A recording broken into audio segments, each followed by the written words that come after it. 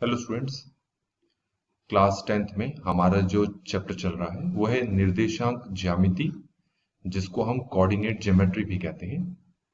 तो इसकी जो एक्सरसाइज है 7.1 वो हम स्टार्ट कर चुके हैं। इस वीडियो में हम इसके क्वेश्चन नंबर 6 के जो फर्स्ट पार्ट है उसको देखने वाले हैं। तो आपको क्या कहा है, फर्स्ट पार्ट में आपको ये 4 बिंदु दे रखे हैं जिनको हम कहते हैं निर्देशांक। और ये किसके बिंदु हैं? ये एक चतुर्भुज के शीर्ष हैं। तो अगर मैं वो चतुर्भुज यहां बनाकर दिखाऊं तो वो कुछ इस तरीके से बनेगा। इसका एक शीर्ष हो जाएगा -1, -2। दूसरा शीर्ष होगा 1, 0। तीसरा शीर्ष होगा -1, 2। और चौथा शीर्ष होगा -3, 0। तो आपको ये किसी चतुर्भुज के शीर्ष दे रखे हैं, तो आपको ये बताना है कि वो जो चतुर्भुज है वो किस प्रकार का चतुर्भुज है। तो बच्चों, मैं आपको यहाँ पर समझा दूं कि हमारे पास चतुर्भुज के प्रकार किस किस तरह के हैं। पहला है वर्ग। चतुर्भुज का पहला प्रकार क्या है? वर्ग, जिसको इंग्लिश में क्या कहते हैं? स्क्वायर। तो कोई चतुर्भुज आपका वर्ग है, उसके लिए उसकी चारों की चारों भुजाएं बराबर होनी चाहिए और उसके जो विकर्ण हैं उनकी लंबाई आपस में बराबर होनी चाहिए। तो ऐसा जब हम सिद्ध कर दें तो पता लग जाएगा कि वो जो शीर्ष हैं वो वर्ग के शीर्ष हैं। दूसरा है ये है समचतुर्भुज। समचतुर्भुज की खासियत ये होती है कि इसकी भी चारों की चारों भुजाएं बराबर होती हैं, पर इसके जो विकर्ण हैं वो बराबर नहीं होते। ठीक है। अगले टाइप का हमारे पास है आयत। आयत की खासियत ये होती है कि इसकी आमने सामने वाली भुजाएं तो बराबर होती हैं, साथ ही साथ इसके दोनों के दोनों जो विकर्ण हैं वो भी बराबर होते हैं। इसके बाद आता है समांतर चतुर्भुज। समांतर चतुर्भुज की भी खासियत ये होती है कि इसके आमने सामने वाली भुजाएं तो बराबर होती हैं, पर इसके विकर्ण बराबर नहीं होते।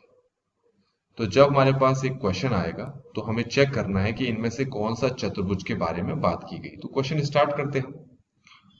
तो आप ये देख सकते हैं कि आपके पास जो क्वेश्चन है मैं उसका डायग्राम बनाकर फिर से यहाँ समझा दे रहा हूँ आपको। तो ये हमारे पास है एक चतुर्भुज जिसका नाम मैं रख लेता हूँ ABCD। तो ये जो यहाँ पर शीर्ष दे रखे हैं इसको मैं दोबारा लिख लेता हूँ यहाँ पर। तो पहला है -1, -2। दूसरा है शायद है 0, 1, 0। ये है 1, 0। तीसरा है -1, 2। और चौथा है -3, 0। तो इस तरीके से हमारे पास ये 4 शीर्ष मैंने उनकी जगह रख दी। अब हमें क्या करना है, बारी बारी से ये जो चारों भुजाएं हैं पहले इनको निकालनी है। तो सबसे पहले मैं क्या करता हूँ, ए बी निकालता हूँ। और ए बी निकालने के लिए ए बी का मतलब है कि ए से बी के बीच की दूरी निकालनी है।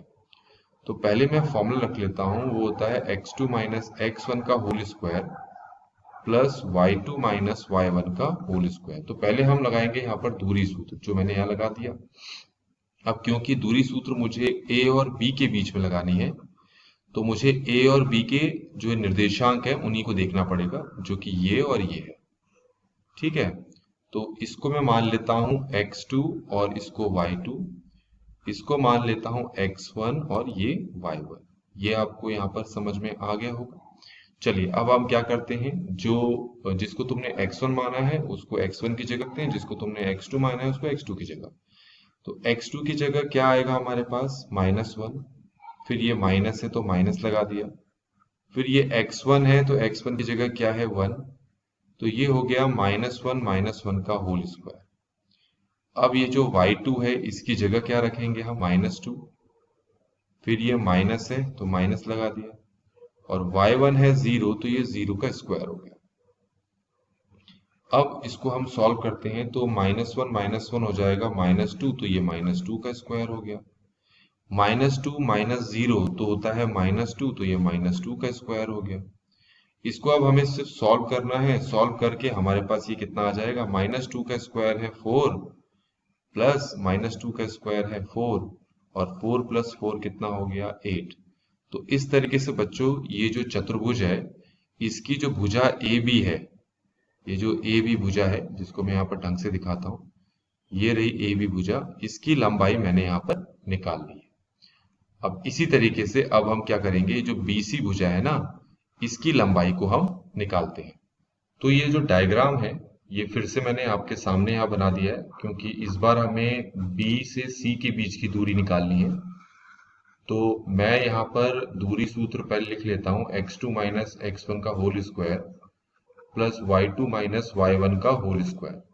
तो इस बार मैंने क्या किया, ये जो b है इसके जो शीर्ष दे रखे हैं वो है 1,0 और c के जो शीर्ष हैं वो है -1,2।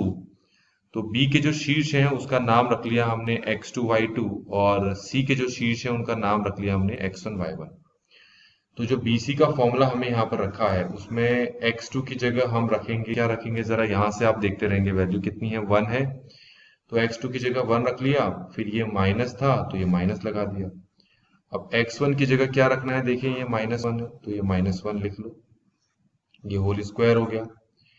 ये जो y2 है, y2 की जगह क्या रखना है 0, तो 0, फिर ये माइनस y1 की जगह क्या रखना है 2, तो ये मैंने 2 रख लिया। अब ये जब माइनस माइनस ऐसे साथ लिखे होते हैं तो इनका मतलब होता है प्लस, तो ये प्लस कर दो अब इसको। अब सॉल्व करते हैं, 1 प्लस 1 होता है 2, ये तो 2 का स्क्वायर हो गया। 0 माइनस 2 होता है -2, तो -2 का स्क्वायर हो गया। 2 का स्क्वायर होता है 4 और -2 का स्क्वायर कितना होता है 4, 4 प्लस 4 कितना हो गया 8। तो हमारे पास ये B से C तक की वैल्यू आ चुकी है। तो हमने ए बी पहले ही निकाल लिया था, अब हमने क्या निकाला है, ये बी सी निकाला है। तो अब हम निकालेंगे सी डी, सी से डी की हम दूरी निकालेंगे। तो यहां मैं लिख लेता हूं सी डी और इसमें मैं दूरी सूत्र लगा देता हूं, डिस्टेंस फॉर्मूला कहते हैं जिसको, जिसका फॉर्मूला है x2 माइनस x1 का whole square plus y2 minus y1 का होल स्क्वायर।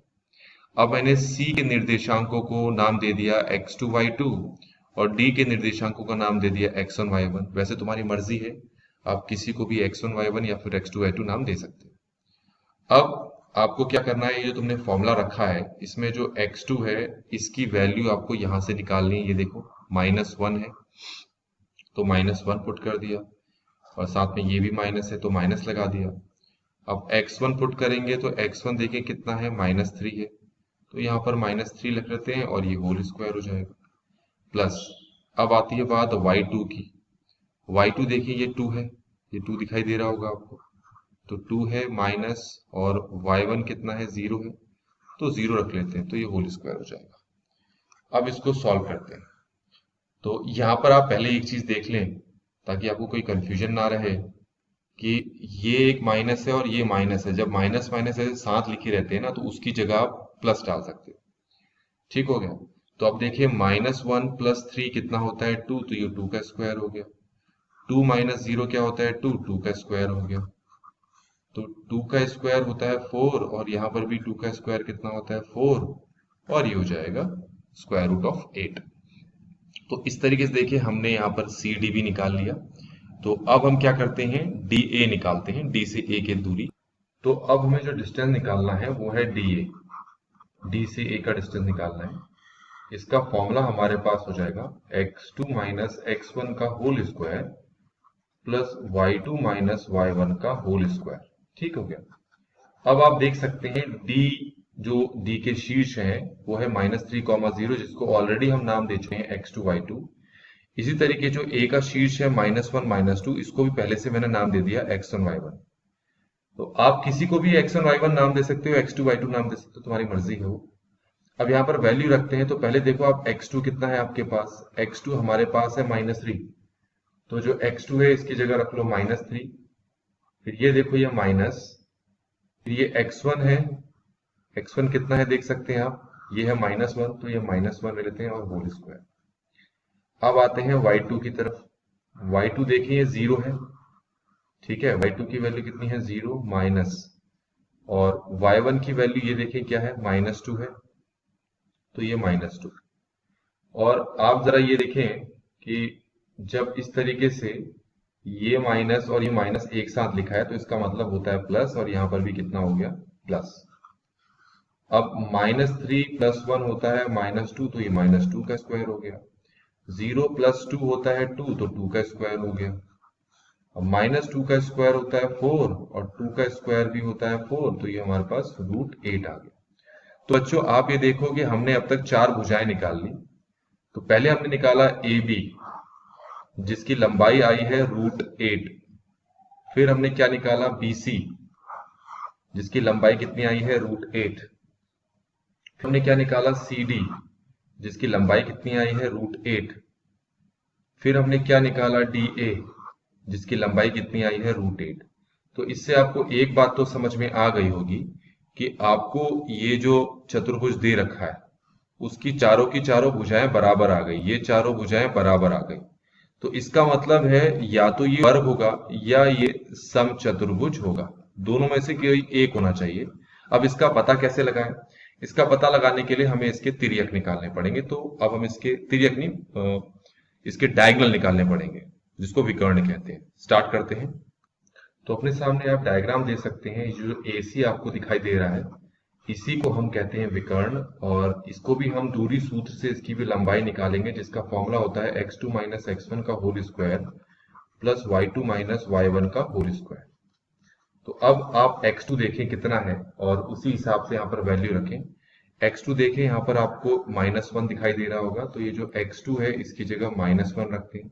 ये माइनस है तो माइनस रखते हैं, और अब x1 रखते हैं। x1 आप देखें कितना है, -1, तो यहाँ मैंने -1 का स्क्वायर लिख दिया। y2 देखते हैं कितना है, y2 आपके सामने है -2, फिर ये माइनस है तो माइनस लगा दिया, और y1 देखते हैं कितना है, ये है 2, तो हमने 2 लगा दिया का होल स्क्वायर। अब ये माइनस माइनस एक साथ लिखे हैं तो इसकी जगह हम प्लस लिख सकते हैं। अब -1 + 1 होता है 0, तो ये 0 का स्क्वायर हो जाएगा। -2 होता है आपके पास -4, ये -4 का स्क्वायर हो जाएगा। अब इसके बाद क्या होगा, 0 का स्क्वायर लिखने की तो जरूरत है नहीं। -4 का स्क्वायर कितना हो गया, 16। वैसे तो √16 जो होता है वो 4 होता है, आप ऐसे भी इसको लिख सकते हैं। 16 का वर्गमूल 4 होता है। तो ये हमने AC निकाल दिया। अब हम क्या करते हैं, हमारे पास अगला जो विकर्ण है वो आपके सामने है, डायग्राम में आपको दिख रहा होगा, वो है BD। इसको भी निकाल लेते हैं दूरी सूत्र से। नाम फॉर्मूला में डाल देता हूं, x2 - x1 का whole square plus y2 - y1 का होल स्क्वायर। अब आप x2 की वैल्यू निकालें। आप देखें ये x2 की वैल्यू कितनी है, 1, तो इसकी जगह रखेंगे हम 1। फिर ये माइनस है तो माइनस लगाएंगे, और x1 की जगह हम क्या रखेंगे, -3, तो ये -3 लगा दिया का होल स्क्वायर। y2 की जगह हम क्या लिखेंगे, देखो जरा, यहाँ 0 है, 0 लिख लिया माइनस, और y1 भी हमारा क्या है, 0, तो ये 0 का स्क्वायर। तो अब आपके पास देखो ये माइनस माइनस अगर एक साथ लिखा है तो इसका मतलब क्या है, प्लस। तो आगे सॉल्व करते हैं। तो 1 + 3 होता है 4, ये 4 का स्क्वायर हो गया। 0 - 0 होता है 0, 0 का स्क्वायर हो गया।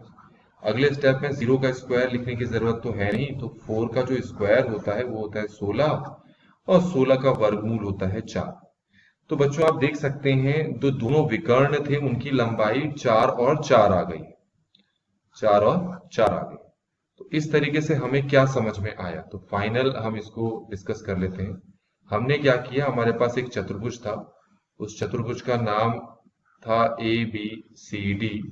हमने पहले AB निकाला, √8 आ गया। BC निकाला, √8 आ गया। CD निकाला, √8 आ गया। AD निकाला, √8 आ गया। फिर AC निकाला, ये आपका 4 आ गया। फिर BD निकाला, ये भी आपका कितना आ गया, 4। तो दोनों विकर्ण बराबर आ गए, चारों भुजाएं बराबर आ गई। तो इस तरह के चतुर्भुज को हम क्या बोलते हैं, वर्ग। तो ये हमारे पास जो शीर्ष दे रखे थे ये एक वर्ग के शीर्ष दे रखे थे। तो इस तरीके से बच्चों हमने इस क्वेश्चन को कंप्लीटली सॉल्व कर लिया है। आई होप कि आपको ये सारा सोल्यूशन समझ में आया होगा। Thanks for watching.